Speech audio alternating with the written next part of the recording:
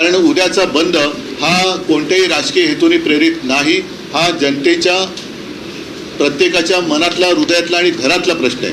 म्हणून लोकल आणि बस मी सरकारला सुद्धा विनंतीच करतोय, जरी मी संताप मनात असला तरी सरकार आणि सरकारी पक्षाला विनंती करतोय की आपल्याला सुद्धा मुलीबाळी आहेत, कुटुंब आहेत, त्यांच्या रक्षणासाठी तुम्ही अकार्यक्षम असलात तरी जनता सक्षम आहे. म्हणून उद्याच्या बंदच्या आड पोलिसांची दादागिरी होऊ देऊ नका, कुठेही आतताईपणाने सरकारने वागू नये आणि मुद्दामून हट्टाने बंदचा फज्जा उडवण्याचा प्रयत्न करू नका.